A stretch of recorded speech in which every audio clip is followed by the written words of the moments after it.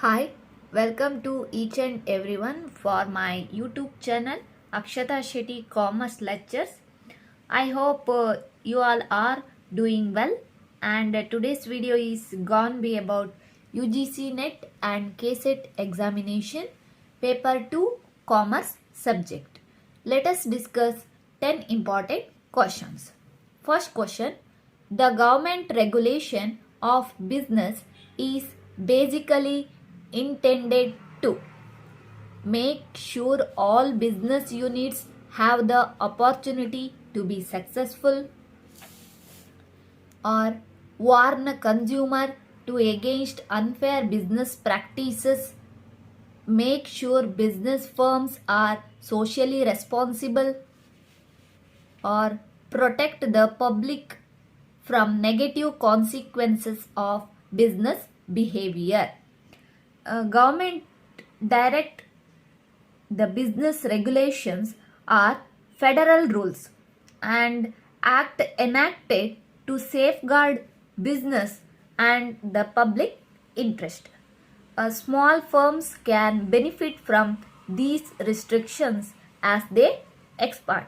For example, if you operate a construction firm, government rules may demand the use of specific safety equipment on the job site.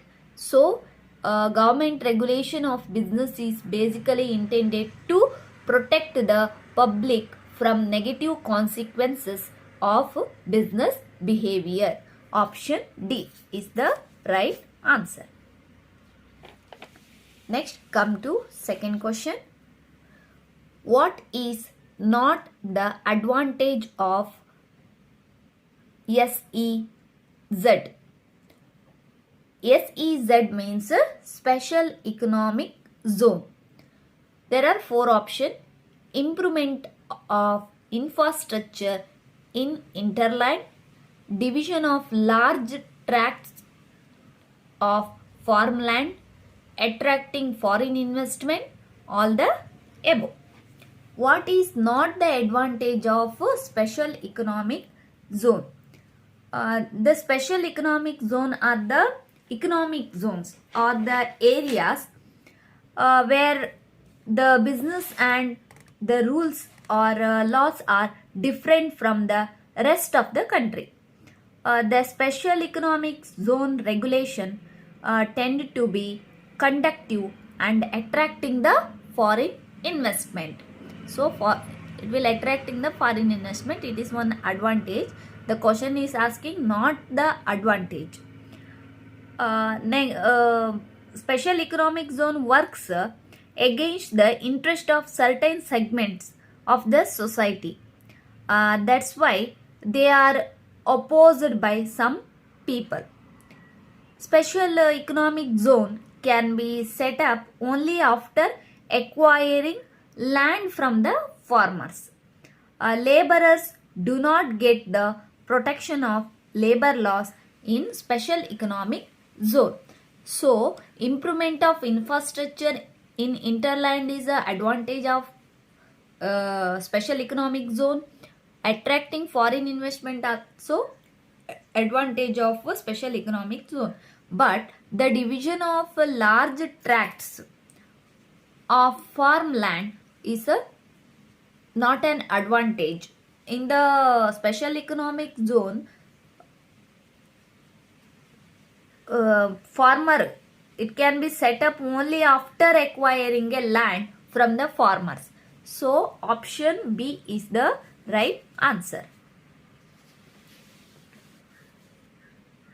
Next, come to third question. Which type of complaints are not to be entertained by consumer firms under the Consumer Protection Act 1986? A defective, which means which type of complaints are not registered in a consumer firm under the Consumer Protection Act. A defective product purchased 1.5 years back. This case also we can file.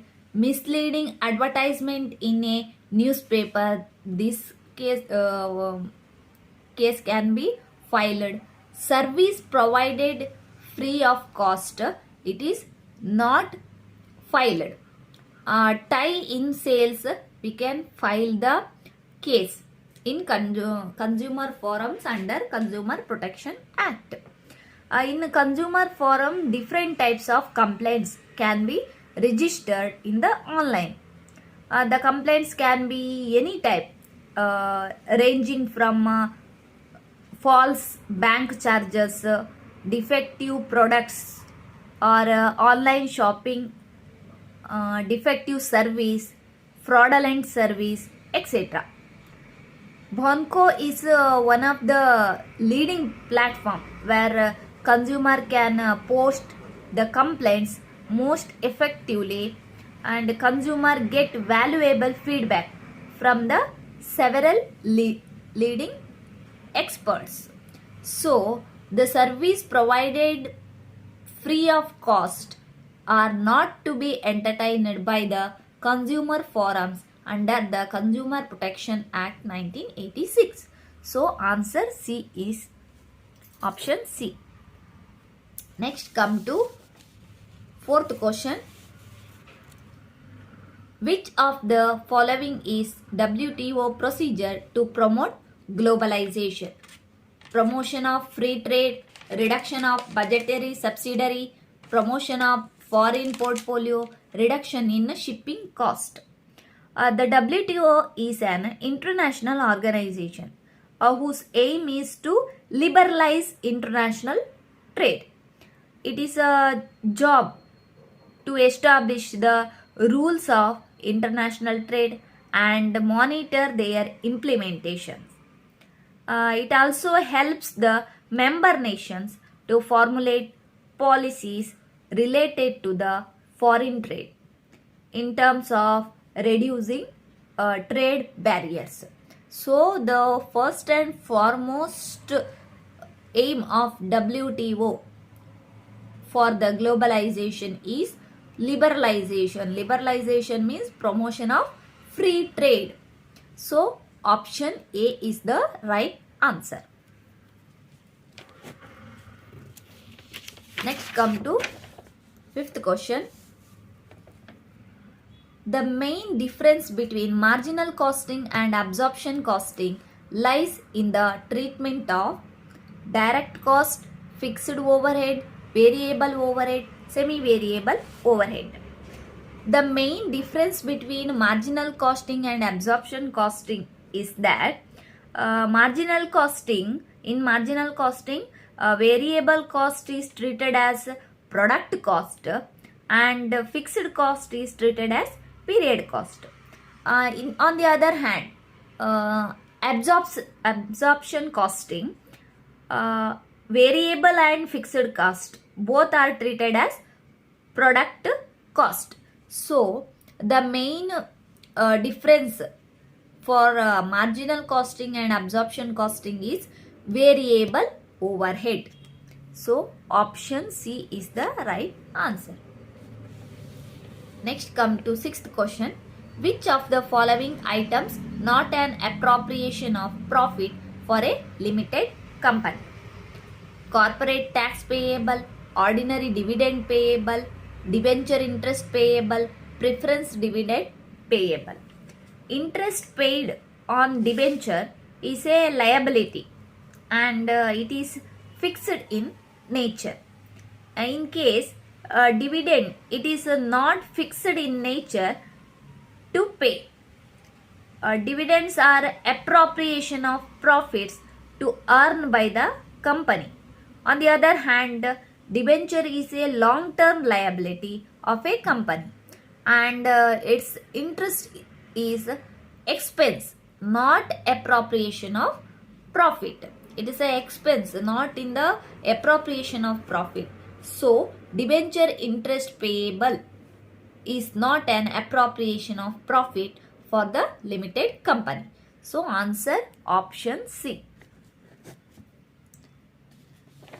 Next come to seventh question.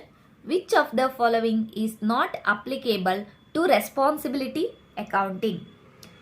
Costing center, cost center, investment center, profit center. accounting center.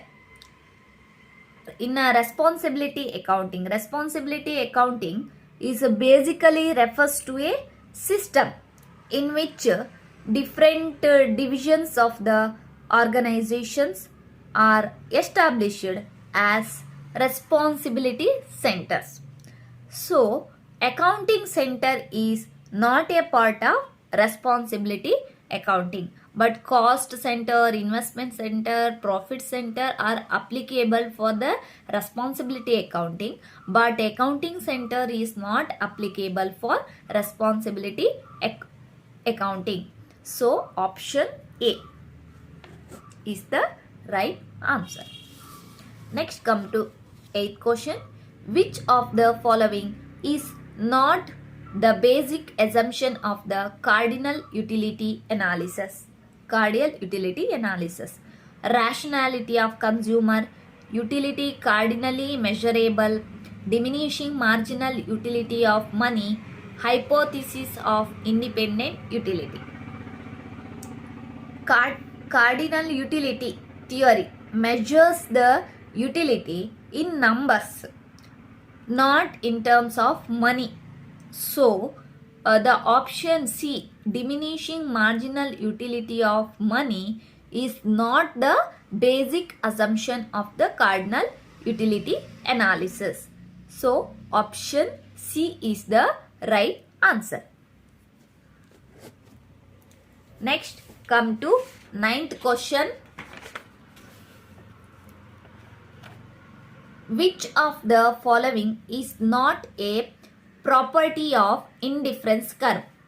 Negative sloping, convex to the point of origin, indifference curve necessarily have be parallel to indifference curve, do not intersect each other.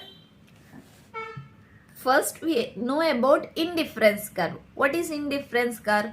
Indifference curve means it is a combination of two goods that give the consumer equal satisfaction and utility. So there are some properties in the indifference curve. That is, it is a negative slope, convex to origin, cannot intersect each other. Higher indifference curve means higher level of satisfaction, and curve will not touch any axis. So, here negative sloping is also one of the property, convex to the origin also property, two indifference curve do not intersect each other also the property of indifference curve. But indifference curve is necessarily have to be parallel. It is not correct. But why? Because in indifference curve, the curves are sloping negatively downward sloping, so it was not parallel. It is not an property of indifference curve. So option C is the right answer. Next, come to last question. Match the following type questions. List 1, they have given some demands. List 2, what is that demand? First, one by one we have to learn. Increased demand. Increased demand means when demand increases, there is a rightward shift in the demand curve. It can be because of demand other than price. So, for indifference curve, it is option A is 2 is the right answer. Next is contraction demand. Contraction demand means price increases. Contraction means leftward movement of curve along with the demand curve, and it is because in the price of the product and decrease in the quantity demanded. So for contraction demand, option 1 is the right answer. Next is cross demand. Cross demand means demand for one product negatively associated with the demand for another product. For example, if the price of the tea increases, then the demand for coffee also increases. It is a cross demand. So here in the option, fourth one is the right answer for cross demand. Next, last one is joint demand. Joint demand means when demand of one product is directly related to the demand of another product or another commodity. This joint demand only in the complementary goods of demand. Complementary goods of demand. It means joint demand occur only in the complementary goods. So option 3 is the right answer. Okay. Next come to the options. Option A is the right answer. Option A is the right answer. Okay guys, this is for today. If you like my video, don't forget to subscribe my channel. We will meet again with another topic. Till stay safe, stay happy.